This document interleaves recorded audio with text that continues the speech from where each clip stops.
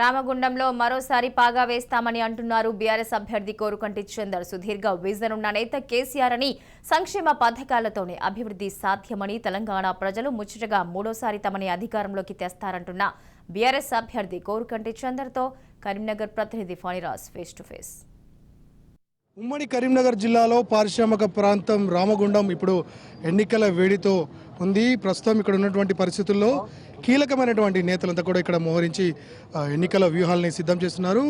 ఇంకా వారం రోజుల సమయం ఉండడంతో ప్రస్తుతం ఏ రకంగా కొనసాగుతోంది ప్రచారం, అలాగే పబ్లిక్ స్పందన ఎలా ఉందో కనుక్కుందాం. చంద్ర గారు చెప్పండి, గత ఎన్నికలతో పోలిస్తే ఈసారి మీరు మరింత బాధ్యతాయుతంగా ముందుకి పోవాల్సినటువంటి పరిస్థితి ఉంది. సో మీరు ప్రచారంలో పబ్లిక్ని ఏ రకంగా కన్వీన్ చేస్తున్నారు, అభివృద్ధి కార్యక్రమాలకు సంబంధించి వారిని ఏ రకంగా మోటివేట్ చేస్తున్నారు?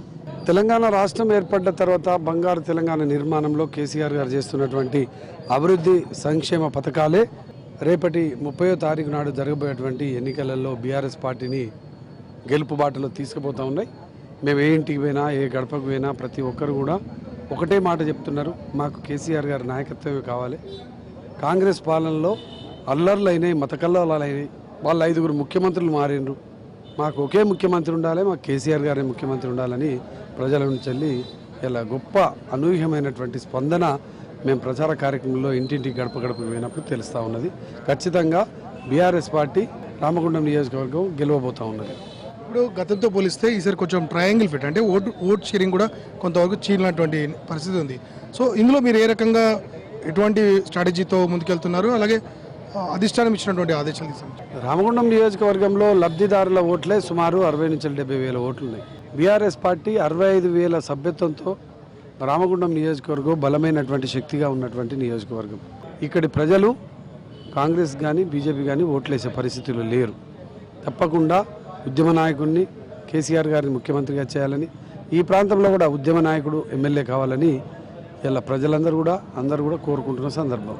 మేనిఫెస్టో విషయం కనుక వస్తే ఏవైతే స్కీమ్స్ ఉన్నాయో, మీరు గతంలో ఇంప్లిమెంట్ చేసిన స్కీమ్స్ కావచ్చు, ఈసారి ఇంప్లిమెంట్ చేసే స్కీమ్స్కి సంబంధించి మీరు ఏ రకంగా చెప్తున్నారు, అలాగే పబ్లిక్లో ఎటువంటి స్పందన వస్తుంది?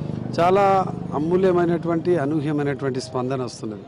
ఎందుకంటే కేసీఆర్ గారు 200 నుంచి 2,000 రూపాయలు పెన్షన్ చేసిండనేటువంటి స్పందన ప్రజలలో బాగా ఉంది. కళ్యాణ లక్ష్మి, షాదీ ముబారక్ రూపాయి కూడా ఇవ్వలేనటువంటి పరిస్థితి ఉండే గతంలో.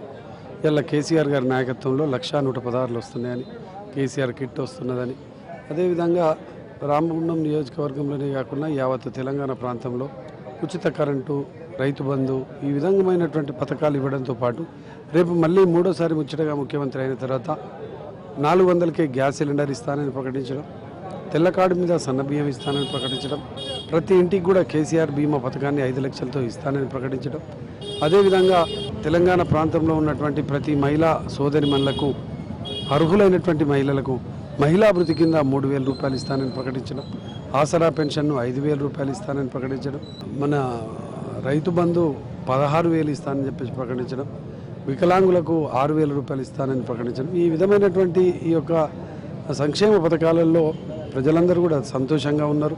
చివరిగా అంటే రామగుండం నియోజకవర్గానికి సంబంధించి మీరు ఎటువంటి హామీలు ఇవ్వదలుచుకున్నారు? అంటే ఏదైనా పెండింగ్ ప్రాజెక్టులు కావచ్చు, మిగతా వాటికి సంబంధించి ఇప్పుడు పూర్తయినే కాదు. రామగుండం నియోజకవర్గంలో గతంలో నేను ఎమ్మెల్యే అవ్వడానికి ముందు ఒక మెడికల్ కళాశాల లేకుండే ప్రజలందరూ కోరుకున్నారు. మెడికల్ కళాశాల ఏర్పాటు చేసిన 30 ఏళ్ళుగా ఇక్కడ సబ్ రిజిస్టర్ కార్యాలయమైన కావాలని ప్రజలందరూ కోరుకున్నారు. ఈ 3 ఏళ్లలోనే నేను కేసీఆర్ గారిని మెప్పించి ఇక్కడ పెద్దపల్లిలో ఉన్న సబ్ రిజిస్టర్ కార్యాలయాన్ని ఇక్కడ తెచ్చుకోగలిగినాం. అదేవిధంగా మేము జిల్లా అడిషనల్ సబ్ కోర్టును ఇక్కడికి తెచ్చుకోగలిగినాం. అదేవిధంగా ఐటీ పార్కు, ఇండస్ట్రియల్ పార్కును తెచ్చుకోగలిగినాం.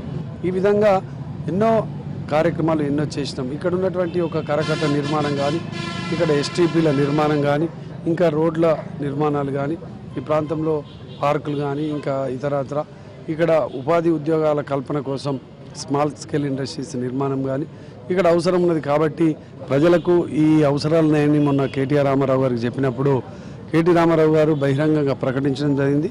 రామగుండాన్ని ఈసారి కోరుకంటి చందర్ని గెలిపించండి, రామగుండాన్ని దత్తత తీసుకుంటానని చెప్పేసి ప్రకటించడం జరిగింది. కాబట్టి ఈ యొక్క నియోజకవర్గం రేపు రాబోయే కాలంలో మరో సిరిసిల్ల, మరో హైదరాబాద్గా కావాలంటే ప్రజలు తప్పకుండా కారు గుర్తుకు ఓటేసి బీఆర్ఎస్ పార్టీని గెలిపించాలని ప్రత్యేకంగా ప్రజలకు నేను విజ్ఞప్తి చేస్తా ఉన్నా.